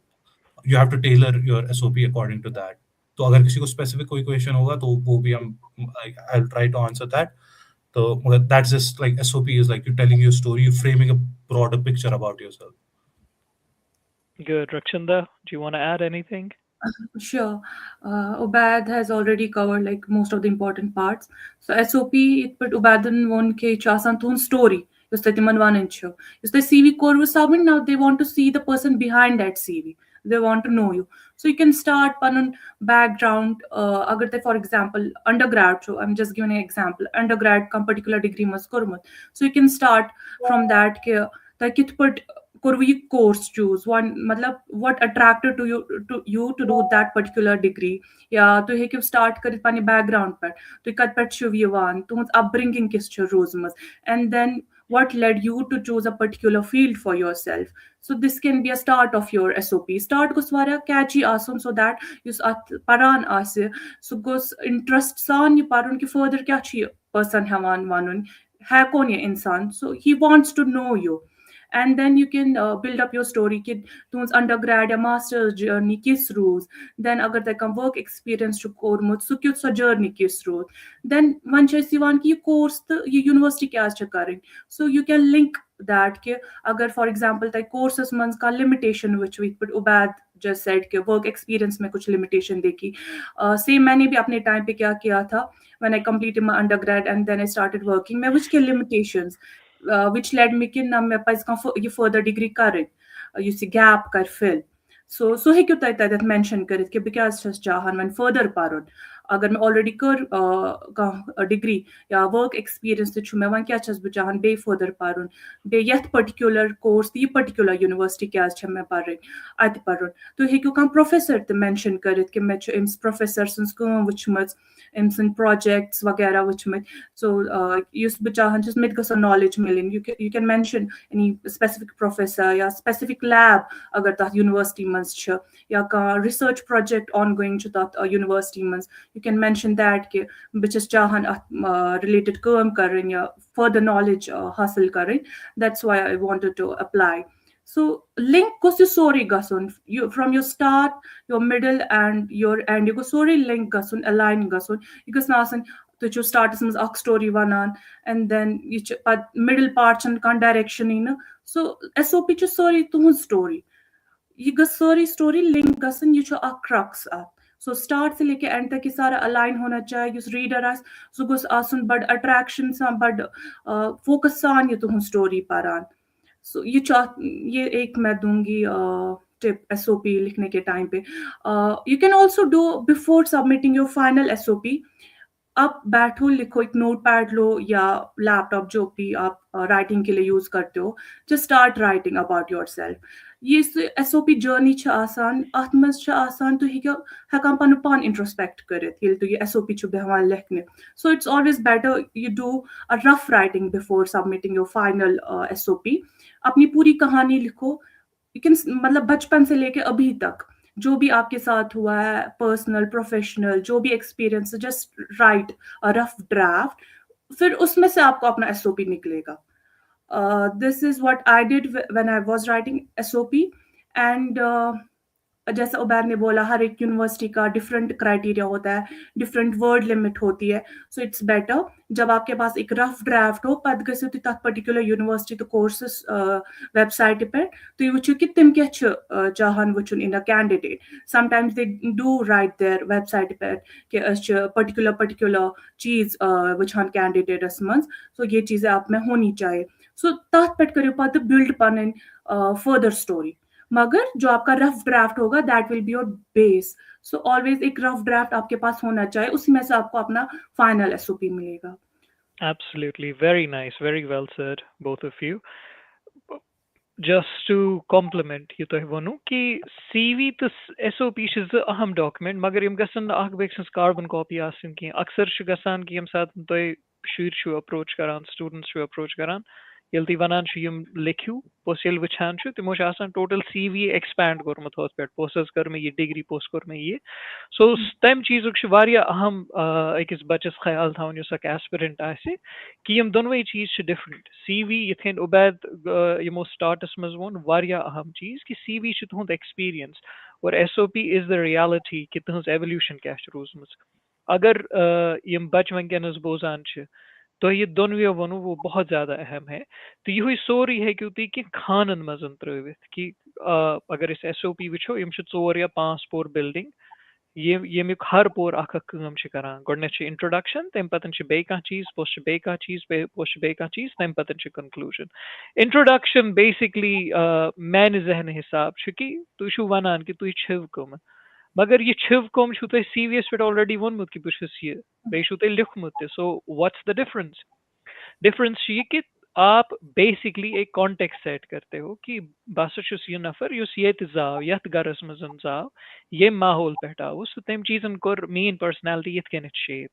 यह बनियोस बह अम चीजन दिस मे ये डायरेक्शन कि बह वोतुस स्कूल या कॉलेजस मजन यम चीज करने खतर यह मे अचीव कर्मुत गो तुम थोड़ा एक्सपैंड करान कि व्हाट यू डिड आफ्टरवर्ड्स तम पतन यह कि तुम यछान क्या लाइक इन रिलेशन टू कि तुम कित कन शेप गमुत तुहद जहन क्या ान क्या तुम यह डिग्री कुन यवान कि दैट इज वाई तुम यथ चीजस कुन यछान गछुन तो maybe the university A B C या institution A B C best place यह करने खतर स्पेशली क्या यम ये डिग्री करनावान ये मॉड्यूल्स ये प्रोफेसर या एकेडमिक सह चीज स्पेशल बनावान एंड ब्याक चीज तुह क्या नो यह अगेन वेरी इंपॉर्टेंट कि यूनिवर्सिटी क्या नियो तुह वन ऑफ द थिंग्स जो आपको एंड पे मेंशन करना है वो आप अगेन प्रूव करते हो कि बस इंसान मे यम चीज कर्मत बहुत यम अचीवमेंट्स आना म्यून एडिशन यूनिवर्सिटी मजन आसे मैं अपने साथ एक वर्ल्ड व्यू लेकर आ रहा हूँ ये एक्सपीरियंसेस लेकर आ रहा हूँ सो not only will I get enriched by being part of the university or the department, the university itself as well as the colleagues would enrich by having me. So tu shu godneth pannis baras mas lekha, pachu panni details lekha, tem patan shuti lekha ki tu kya shu yathan ye degree karin. Tem patan shuti endes lekha, you agar tu yathan shu ye karin. University kya nahi hote. Why should they have you in the very first place? So yem satan tu yem tretsor khan shu bara, tem patan shu at summarize karan. That's it. Bayit kin ubad tohitu vanu ki word limit. Usually, 30 zehnis mazan ke 7 words. And to build on what Rakshanda said, zahay likhu time hisab ki tu shul lekha as a final document. आप हमेशा as rough draft ही लिखें. तम पतन करूँ सु दो त्रे फिर edit अपने peer reviews भी कराओ उसके यम तो दोस्त छ या अहबाब छ या teachers छ या colleagues छ तम दिन आप चीज़स नजर तम पतन वुचुक अत मज क्या एडिटिंग्स करेक्शंस गसन 3-4 बार ये प्रोसेस दोहराओ तम पतन छ अख पॉलिश्ड डॉक्यूमेंट तो निश whether it be the CV whether it be the SOP या बे कह document towards the end क्योंकि time go quickly अगर बुतोय one more for our younger brothers and sisters back home कि क्या गस अख बच गसन यमन scholarships and खतरी या neber क्या ईसु करन खतर why in the very first place to just create a rationale especially for our students yum सन बच नईमि दहिमि कहमि बहिमि या यमो नो कॉलेज कोरमत शुरू क्योंकि ये सु टाइम आसा यत मज बच आसान फ्लक्सस मज ब बन ये ब कर होते ब कर ये तिमन छु सा जहन आसान शेप करन सो अगर तुही as like elder brother and elder sister वनु तिमन कि क्या अगर तिहिंद की पर्टिकुलर एम्स क्या गसन तिम यिन for such scholarships or such institutions of the world, maybe in the UK or in the US. Yeah, kunti jayet behtar institution ch. Why should they aim for these things? Okay, I'll start first. تۄہہِ کیٛازِ پَزیو M کَرُن کہِ تُہۍ پٔرِو اَبراڈ U کے یا کانٛہہ تہِ country مےٚ چھُ باسان یہِ چھُنہٕ آسان بَس اَکھ اٮ۪کیڈمِک جٔرنی یہِ چھِ اَکھ پٔرسنَل جٔرنی تہِ روزان ییٚلہِ تُہۍ کٔشیٖرِ نٮ۪بر چھُ نیران and it's your first time abroad آپ جاتے ہو اِنٹَرنیشنَل کَنٹرٛی تُہۍ چھِو تَتہِ پَران یہِ چھِنہٕ بَس اَکھ اٮ۪کیڈمِک جٔرنی روزان کیٚنٛہہ کہِ تُہۍ چھِو وۄتھان تہٕ یوٗنیورسٹی گژھان پَران یہِ چھِ اَکھ پٔرسنَل جٔرنی روزان اَتھ تہِ چھُ اَکھ پٔرسنَل گرٛوتھ تہِ واریاہ گژھان سو یۄس واریاہ اِمپاٹَنٹ چھےٚ اینڈ آی ہایلی رِکَمٮ۪نٛڈ کہِ آفٹر یور انڈر گریڈ یا آفٹر یور ماسٹٲرٕس چاہے ؤرک ایٚکٕسپیٖرینس خٲطرٕ یا چاہے کانٛہہ تہِ ڈِگری خٲطرٕ at least once in a lifetime گوٚژھ اِنسان اَبراڈ گژھُن سُہ چیٖز کَرنہٕ خٲطرٕ پَرنہٕ خٲطرٕ یا ؤرک ایٚکٕسپیٖرینس کَرنہٕ خٲطرٕ تَتھ چھُ اکھ پٔرسنَل گرٛوتھ تہِ مِلان اَتھ چھُنہٕ اَسہِ وٕچھُن کہِ بَس مےٚ مِلہِ ڈِگری بہٕ یِمہٕ اور مےٚ آسہِ ڈِگری اَتھَس کیٚنٛہہ پٔرسنَل گرٛوتھ چھُ واریاہ اِمپاٹَنٹ یُس نہٕ أسۍ ییٚتہِ اِمپاٹَنس یَتھ کٔشیٖرِ منٛز ایٹ لیٖسٹ چھَنہٕ کِہیٖنۍ سو اِٹٕس ہاے ٹایم کہِ أسۍ دِمو اَتھ اَکھ اِمپاٹَنس کہِ پٔرسنَل گرٛوتھ اَکھ برٛاڈ وِجَن برٛاڈ ماینڈٕڈ آسُن کوٗتاہ اِمپاٹَنٹ چھُ سو فار دیٹ اَکہِ لَٹہِ گوٚژھ زِندگی منٛز مےٚ باسان اَبراڈ گژھُن پَرُن and if there are avenues fully funded scholarships چھےٚ تَتہِ and there are plenty of scholarships not just in U K باقٕے کَنٹریٖزَن منٛز تہِ if there are so avail them and یہِ چھُنہٕ واریاہ کینٛہہ ٹف چیٖز کہِ مِلی نہٕ maybe it might take 1 year 2 year but eventually you will get it اگر تُہۍ اَتھ پوٗرٕ اکھ ڈیڈِکیشن سان یہِ پَنُن ایپلِکیشن کٔرِو submit So I highly recommend کہ گٔژھِو for your not just for your academic growth but for your personal growth. Wonderful. Ubaid, your bits? Meanwhile, Rakshanda, if Sham Diwan has a comment on interviews, so once Ubaid is done, if you want to add something. Foreign کیٛازِ گژھو أسۍ مطلب پَرنہِ اَسہِ کیٛازِ چھِ مطلب تۄہہِ چھُ گۄڈٕ یہِ وٕچھُن کہِ یِم اِنسٹِٹیوٗشن اَسہِ چھِ مطلب کٔشیٖرِ منٛز یا اِنڈیاہَس منٛز تِمن منٛز کیٛاہ چھُ لیکِنگ یُس تۄہہِ نیٚبرٕ مِلیو اگر تُہۍ فارن گٔژھِو یوٗ کے گٔژھِو یوٗرپ گٔژھِو یوٗ ایس گٔژھِو کینیڈا گٔژھِو آسٹریلیا گٔژھِو مطلب تِمن اِدارن منٛز کیٛاہ چھُ یُس ییٚتہِ چھُنہٕ کینٛہہ فٔسٹ اِز کہِ مطلب تَتہِ چھُ تھوڑا سا مطلب اکیڈمِکلی کرو أسۍ پَتہٕ کَتھ تھوڑا سا چھِ تَتہِ سوشلی مطلب واریاہ ڈِفرنٹ اکھ ماحول آسان یونیورسٹیَس منٛز فار ایٚگزامپٕل بہٕ وَنو تۄہہِ اکھ ایٚگزامپٕل ییٚلہِ بہٕ گۄڈٕ اوسُس تَتہِ مطلب سویسَس منٛز اَسہِ ٲس اورینٹیشن لا ڈِپاٹمنٹٕچ تہٕ مےٚ اوس پَنٕنہِ سی وی منٛز لیوٗکھمُت یِتھ پٲٹھۍ اَسہِ ووٚنوٕ sorry C V S O P یَس منٛز لیوٗکھمُت یِتھ پٲٹھۍ اَسہِ ووٚنوٕ تۄہہِ کہِ پروفیسر گژھِ مینشن کَرُن کہِ ییٚمِس سۭتۍ تُہۍ کٲم چھِو یَژھان کَرٕنۍ تہٕ مےٚ اوس لیوٗکھمُت اکھ پروفیسر سُنٛد ناو تہٕ سۄ ٲس ڈِسکس کران مطلب سارنٕے سۭتۍ کہِ مطلب تۄہہِ کیٛاہ چھُ کَرُن کیٛاہ چھُ کَرُن بہٕ اوسُس کھوژان مطلب مےٚ ٲس پَنٕنۍ پروفیسر یاد یِم سینٹرل یونیورسٹی ٲسۍ مطلب اگر تِمن برونٛہہ کُن تہِ أسۍ گژھو تہٕ تِم ٲسۍ مطلب روب کران مطلب یہ کیوں نہیں ہے وہ کیوں نہیں ہے تہٕ بہٕ اوسُس واریاہ کھوژان پَتہٕ گوٚوُس بہٕ پَتہٕ کوٚر مےٚ تٔمِس مطلب اِنٹرڈیوٗس کہِ مطلب I am Ubaid I want to work on this like so on and so forth سۄ ٲس واریاہ فرینڈلی طور مطلب سۄ ٲس پَتہٕ اینڈَس ڈِزٲٹیشن سوٗپروایزر تہِ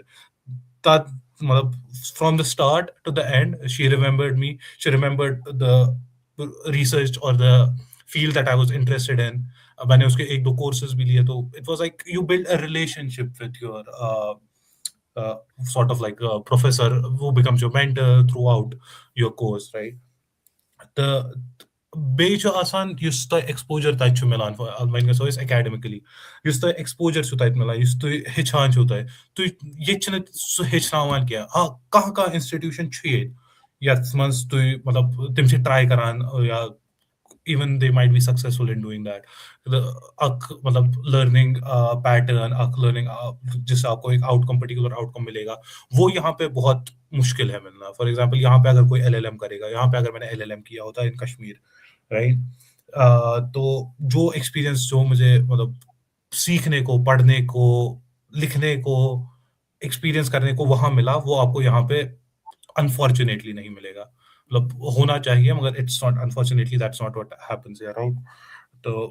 hopefully it changes in the future and we don't have to go to foreign countries study but it's the exposure like جیسے میں نے کہا کہ critical thinking skills which are very essential like not even if you want to join academics or anything even in your life, even if you're doing a business, a small business, you need to have critical thinking skills, right? Tim chu to develop gasan. Be chu matlab jus mein varia enriching experience bacho tu chu मतलब दुनिया के हर किसी कोने से लोग जहाँ पे मैं पढ़ रहा था या जिस सिटी में मैं रह रहा था वहां थे. You talk to them, you like get to know them. तो तोय छु बासान के मतलब लुक छु तीता डिफरेंट क्या मतलब युस अस छु बासान के मतलब लुक छु मतलब it's like intercultural learning experience छु ताइट मतलब वारिया important युस में बासो. For example, I met someone from Somalia. मैं उसने मतलब जहनस में जहन के मतलब मिला का युस सफर सोमालिया से सोमालिया पे आया तो तमिस सहित कर बह कथ about politics in Somalia and in Kashmir, right? Similarly, East Timor. Like I had a friend who was from East Timor, and we used to discuss about like politics, economics, or whatever, right? So, matlab, it's very enriching. MC Chuvaria hitchin to, matlab, tu Chuvaria hitchan the MC. So it's like it's very important that you learn outside of your classroom, outside of your course. It's the people that you meet there that also teach you stuff. Wonderful. Thank you, Beth. I If you lost. can just give Yeah. out questions to me, the bidim timan jawab. Bilkul Because Yusuf Sham Diwan question. Yes.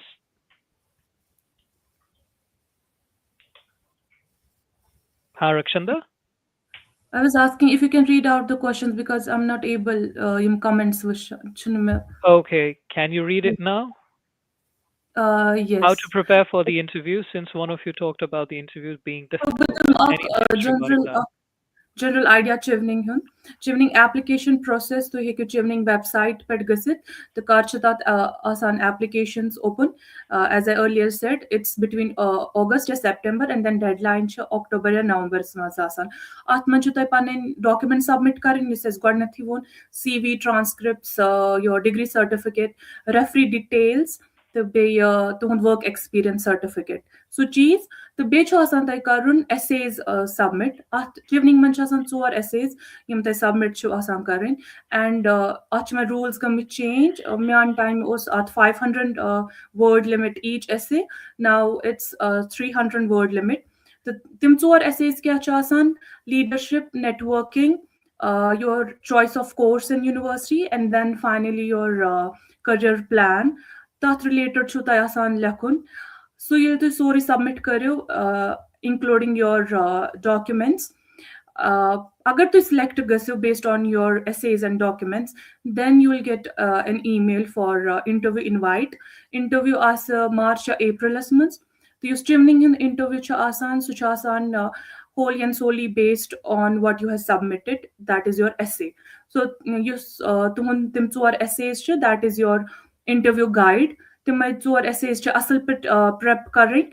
Tim present related sawal, and maybe if your Chevening scholarship is co-sponsored by an industry group. For example, me and scholarship, it was co-sponsored by Adani. Adani Group, yithe pach varia companies asan yum co-sponsor ch karan. तो तेल हे कि तुहंद interview थोड़ा technical ते Asit. So akin tim 4 essays you submit chu karit kormut temi questions bein can technical questions. If you are a co-sponsored candidate, otherwise in a technical sawal kiya. And agar to interviews must go you select, then you will get a email in June or July that you are selected. The pacha asan karun unconditional offer letter university hun submit. And finally September se aapki journey start. So this is the whole crux of Chevening, and it's better कि तो गसो Chevening website पे तापर जो हर कां question हर कां query तुम असल पट answer दितमत, and it's a very well organized website. तो गसो तापर पाने कां ते सवाल confusion as if you can also reach out to me on my LinkedIn, and also you can go to the Chevening website. Wonderful, wonderful. Yes, Ubad, come in quickly. Met Yes, your office hours in the next 12 minutes. एक point रक्षण दान वोन के मतलब Chevening website S पे sorry के मतलब detail point लेकिन फीलिक्स स्कॉलरशिप ने चने दिस की हैं मतलब बिल्कुल ये साथ में उस अप्लाई करूँ Felix scholarship website I think it was created in 2000 and they had not updated it मगर तमो जो इन पत में वरी कर शायद अपडेट है मतलब there is nothing that you know about Felix right the interviews में सेकंड तुम तो कहते प्रसिद्ध मतलब from like anywhere between the sky to earth. कह तेकन तुम प्रिसिस तो मतलब ये वीज में इंटरव्यू was मैं तो सारियन सवालों का जवाब दूं क्या है मतलब it's impossible like they can ask you anything and it's about very like your opinions and they say that your opinions are wrong right तो तुम मगर confident रोजन मतलब अगर तुम सवालों जवाब छून जानन या अगर तुम गलत छो वनान या अगर तुम पन ओपिनियन छो वनान तो थोड़ा कॉन्फिडेंस मतलब हाउन पेवान तिमन कि मतलब तुम छो पाए मतलब या ये the obviously you need some technical information, technical knowledge about the course that you're doing, right? Because that much experts are on with legal experts. मैं मज कांचो economics कराते बन तो economics कांचो literature पढ़ाते मतलब basic knowledge तो होनी चाहिए मतलब not just basic. Like they ask you some like really critical questions as well, but you just need to have some confidence in yourself in the way you speak. Wonderful. Confidence च interviews में वारिया ज़्यादा ज़रूरत है आसान वारिया अहम क्योंकि it's not expected कि तुम आसो सारी knowledge. So it's about कि तुम कितन छु carry पनुन पान करान तुम कितन या यूता तुम पाए छो तुम कुता beautifully छु हेकान सु चीज convey करित process करित तम चीज़ च अहमियत आसान. It's not to know everything. Bay total akh cheese to add at the end ki yum son like in our part of the world kashir bach asan ya bare sagirik bach asan tim chu varia mashallah zahin asan varia qabil asan yus toy te aso ehsas kormut estishiate on an everyday basis wichan magar kashirin bachan man sanin bachan man akh problem ki generally tim chin tita mehnati asan ki may come crusher students रूदमित मगर interaction कशर बचन सतन रोजान तिंद ideas तिंद thoughts तिंज veg तिम कित evolve गसान which is phenomenal मगर पत मेहनत यम हिसाब तिमन करन सह तिम हेकान पे प्रोड्यूस कर थोड़ा लेड बैक एटीट्यूड आसान सो चीज तब्दील करने जरूरत जनरली पन्नस पानस मज कंसिस्टेंसी अहम तो बे योर यून यमन लाइक दुनिया कन यमन हिस्सन मज यून ये एजुकेशन वुन वगैरह यथ कन उबैद तुह तु वन इंशाल्लाह मे बी उम्मीद गस ये थी कि अस पे इन फ्यूचर जरूरत इन चीजन हज कहें ट्रैवल कर चलो वो अल्लाह ने बोला अब अल्लाह की कुदरत को देखें बट मे बी सन इंस्टीट्यूशन गसन ईटा इवॉल्व मगर तिम गसन तेली इवॉल्व ये इम्बाइब करो यम सारी चीज करो ट्रैवल वो तम पे यम खुद बेहतर आइडियाज हेत गो बैक होम सो यह जरूरी कि योर स्कॉलरशिप्स या डिग्रीज हेत सिर्फ नौकरी खतर नौकरी इज नॉट इम्पोर्टेंट रिजिक दिन वोल खुदा नौकरी तह अहम और मिलती भी है मगर तम अहम कि क्या हेच पत कित हेको यह चीज इम्प्लीमेंट कर to make our lives and the lives of our people and our motherland better so कित हेको तमिक बेहतर या मस्बत इस्तेमाल कर पन्नस कौमस खतर पन्न लुकन खतर पन्ने जिंदगी या यम आस पास रोजान तिहज जिंदगी बेहतर करने खतर एजुकेशन कित हेको यह कर रिफाइन या the way we can deliver. So basic goes maqsad ye rozan at the end of the day, apart from many other things. So Ubaid Rakshanda, thank you very much for your time. Inshallah karo futures mazan te bay mulaqat kat toisidan in case people reach out to us later on. So bakar inshallah tuhind maybe your contact details, maybe your social media handles, ye tim to reach out hekno karit for specific information about either Felix or Chevening. तो सान नाजरीन हुंद वारिया ज़्यादा शुक्रिया कि तिम जुड़े अल्लाह ताला थैनो तो सलामत इंशाल्लाह नेक्स्ट सेशन आस बे कुन अहम मौजूस पे तम सातन करो दोबारा मुलाकात तो ताम तुह खुदा सवाल खुदा सवाल अस्सलाम वालेकुम